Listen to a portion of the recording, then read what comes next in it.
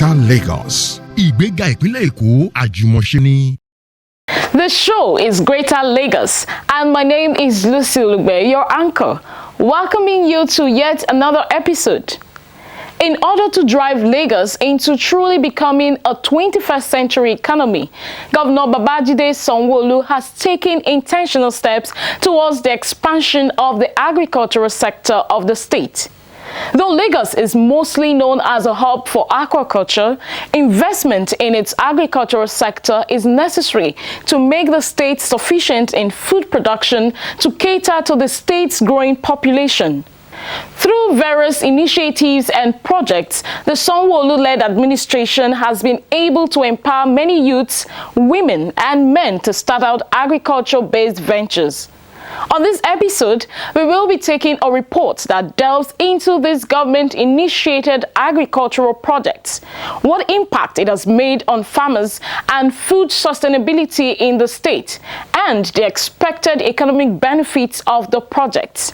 Don't go anywhere. The show continues right after the break. Greater Lagos.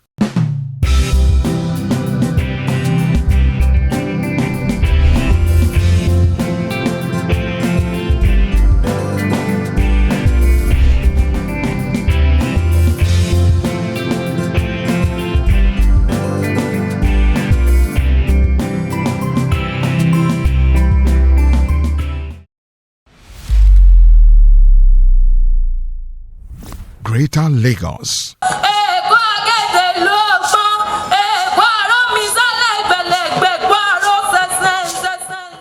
Over 40% of Lagos State land area is covered by body of waters and wetlands. Development in other sectors rather than in agriculture has been the focus before now. However, progress in this sector has evolved in recent administrations. Governor Babajide Sanwo-Olu-led administration, in line with his theme's agenda for making Lagos a 21st century economy, has in the past 4 years taken giant strides in ensuring that the agricultural sector is empowered for self-sufficiency in food production. Acknowledging the crucial role agriculture plays in fighting poverty, providing food security, reducing hunger, and contributing to the state's economic development. In fulfilling our electoral promise to the people of Lagos State with regards to food security against the backdrop under our team's agenda, we may be the smallest state by landmass, lacking the large tracts of land available to other states, but we will not allow this to stand on the way of our vision.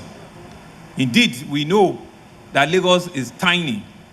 The size of Lagos is less than 0.5% of the size of this country. In fact, there are some states in this country that are about 25 times the size of Lagos. So yes, they might have more land to tilt, but we will not let that defer who we are. We will not let that shortchange our people. We will not let that set us back. We will be an agri-production state. We will ensure that as much as possible, given the resources that God has provided for us, we will feed our people, we will produce what we read, we will produce what we require, and that's why you are an important sector for us as a government.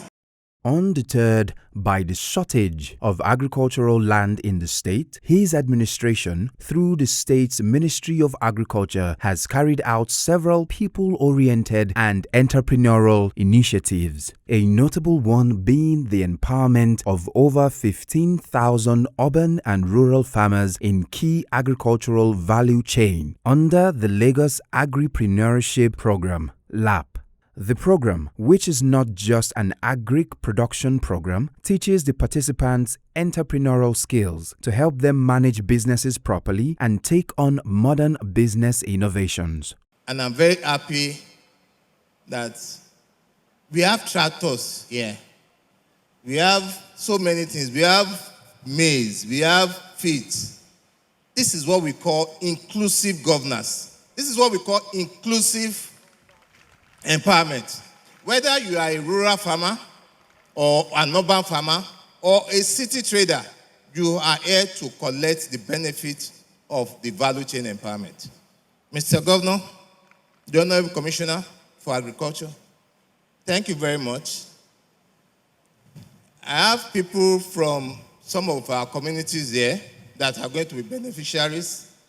And I want to assure you, for those that we know, we will ensure that whatever they get from this empowerment, we will ensure that we monitor them on our own.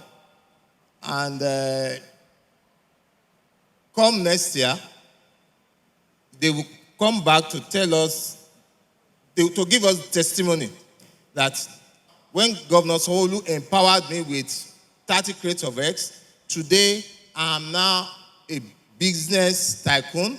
I now market eggs to the tunes of thousands of eggs. That is the testimony we want to hear next year by the grace of Almighty God. What we are doing here today is activating businesses. Over 3,000 of you would be beneficiaries of the largesse of the Lagos State government. And we want you to understand that agriculture is agribusiness. Essentially, what we are doing is setting you up in businesses such that you could also have more people join you to increase the employment pool for Lagos State. It is our strong desire to help our serious and committed farmers to nurture their farming activities into viable and mature agricultural enterprises through a deliberate monitoring and control mechanism. Again, the focus of this year's program is primarily on 3 value chains: poultry, piggery, and fisheries, which represents the 3 subsectors mostly affected by the COVID-19 pandemic, as well as the outbreak of zoonotic diseases such as the avian flu and the African swine fever. However, we have on ground other assets, as you can see, to aid other value chains like the red meat value chain, the rice value chain, and what have you. This is essentially, as I said earlier, for the beneficiaries to have a transformed mindset around the program and to see it as another area that Mr. Governor, Mr. Babajide Olusola Sanwo-Olu, is delivering on his mandate. We must reciprocate by working hard to nurture these businesses to maturity. It is only when today's beneficiaries succeed that this program can stand a chance of being sustainable. So by putting in your best today and judiciously utilizing the assets entrusted to you, what they are doing is opening doors for more people to benefit tomorrow. You were all selected on merit, so you are clearly all people who can deliver excellent results with those equipment and supplies we're receiving today. Before I close, let me make it clear that government cannot do it alone. We need the support of the private sector and other stakeholders. The beneficiaries and the agricultural associations, the unions, local communities, traditional rulers, community leaders. We need the Ogbonge Women Group. We need the Lagos Agripreneurial Program. We need the Lagos State Catfish Farmers Association. We need the Lagos State Fish Farmers Association to join us. We need the Lagos State Poultry Farmers Association to join us. We need the Lagos State Fishermen Association to join us. You can see that I am mentioning all of you because I want all of you to be on the same page and the same train and on the same journey with us. We believe this is for our youth. We believe this program is for our female youth. We believe that we want to create businesses for you, we want to create opportunity for you. We want the tech business that is being led by the youth to take the front row, because that is what we see and that is what we're about, and that is what all the great youths that are sitting down, that are looking at me, are going to do for us. And so let us join hands. Let us feed Lagos State. Let us feed Nigeria. Let us build a sustainable, a transformational wealth through what we're doing here today. It is therefore humbly that I want to formally flag off the distribution of the agricultural product, assets, and input for the beneficiaries of the 2021 Agricultural Value Chain Enterprise and Activation Program 2021.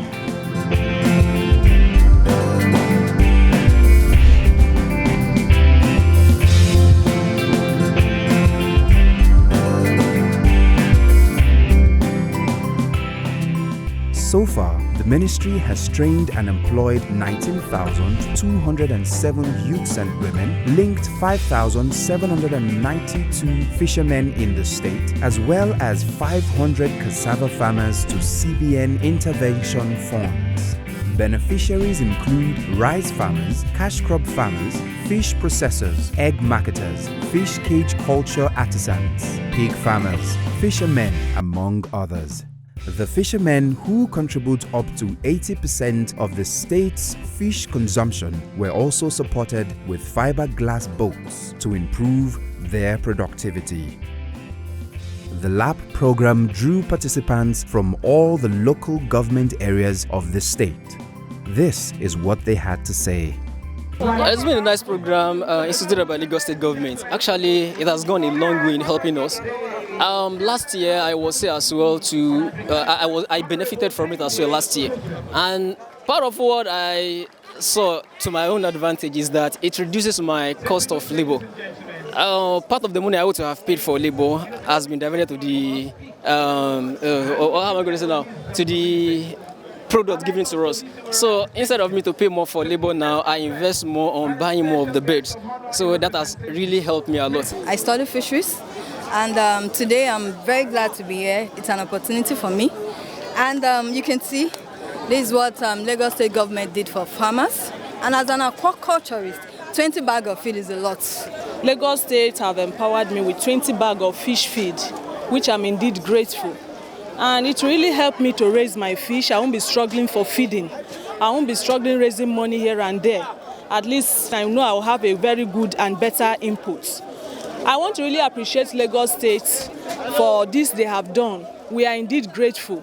In fact, they have really helped us to relieve us of stress of borrowing money here and there to feed our fish and to also expand our farm.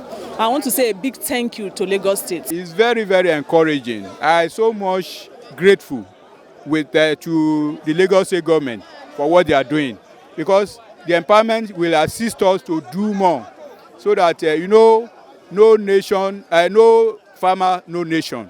So this empowerment will help us to improve in our business. So I really thank the Lagos State government for what they are doing, especially our governor, Sanwo-Olu. May God bless him more.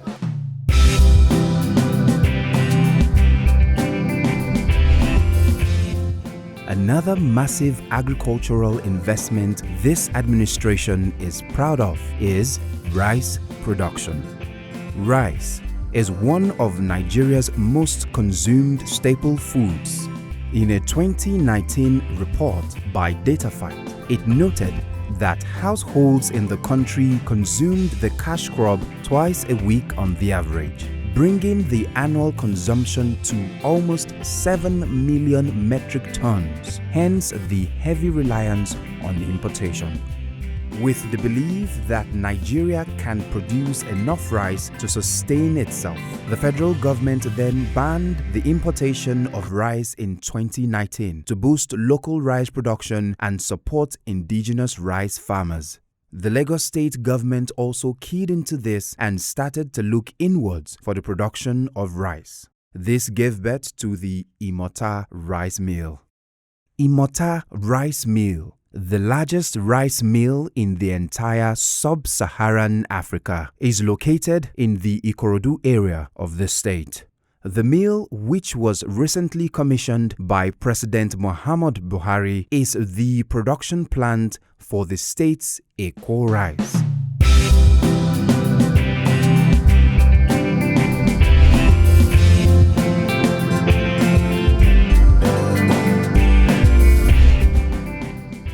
The mill is expected to produce 32 metric tons of grain per hour and has the gross capacity to produce 2.5 million 50 kg bags of rice per annum.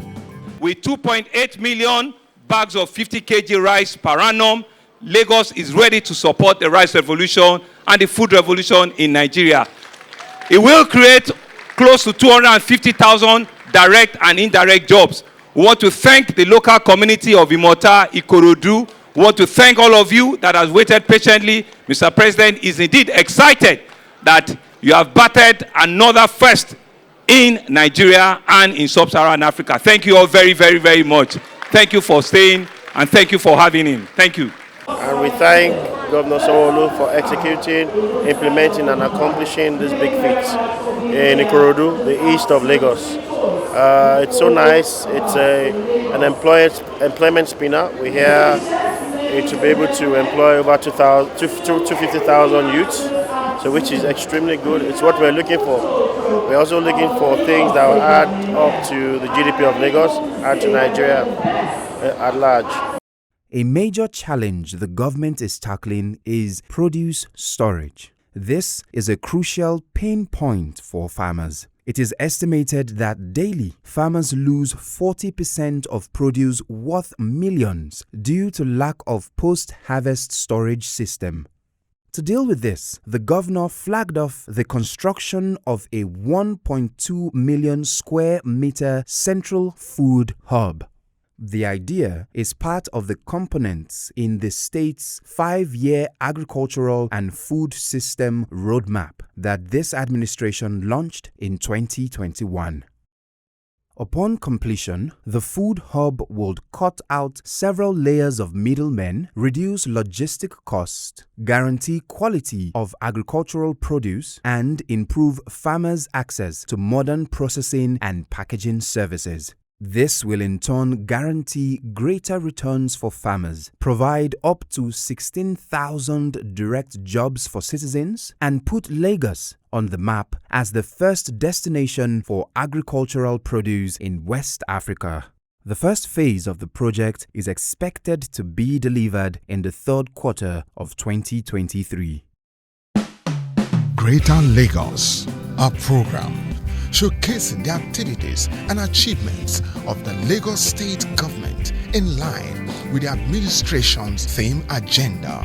Greater Lagos, showing on NTA Channel 2 Lagos Network Center, DSTV Channel 369, GoTV Channel 114, and Star Times Channel 104 every Saturday at 8 to 8:30 p.m. You can also watch Greater Lagos on your Android device. Go to www.nta2.tv and on your YouTube. Greater Lagos. Ìgbéga ìpínlẹ̀ Èkó àjùmọ̀ṣe ni. That Imota Mayoress, I think for commissioning it in Lagos State, it has brought Lagos State to the limelight. I think we are going to have more food in Lagos State. I think that's what the Lagos State government has done. Because before they would say foreign rice, foreign rice, foreign rice. When we have the local production here, I think we are fine. And I think it's even the largest in Africa, like they said. And I think number 4 in the world. Well, the Imota rice is a very good idea. It's a very good one. At least it will generate employment, you know, and then the present governments are really, you know, trying, and most especially when we have to bring in the proper person, the right person that is coming to take over. That we know that, you know, there will be a lot of improvements. And if you allow me to mention the name of the incoming person that we all wish to be there. This administration has indeed shown laudable efforts in improving the state's agricultural production because of projects like this. It is estimated that Lagos will scale up self-sufficiency in food production from 18 to 40% by 2025. Iṣẹ́ àgbẹ̀ níṣẹ́ ilé wa, ẹni kò ṣiṣẹ́.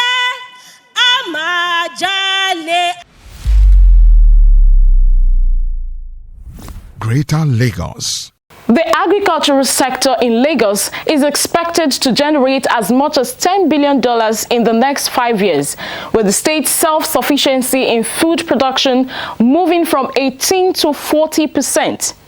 Through this highlighted initiative, the private sector is expected to drive this growth. Kudos to Lagos State government for putting the needed infrastructure in place for Lagos to attain this. And with that, we wrap up on this week's episode of Greater Lagos. Till we come your way next week, I am Lucy Ulugbe. Bye for now.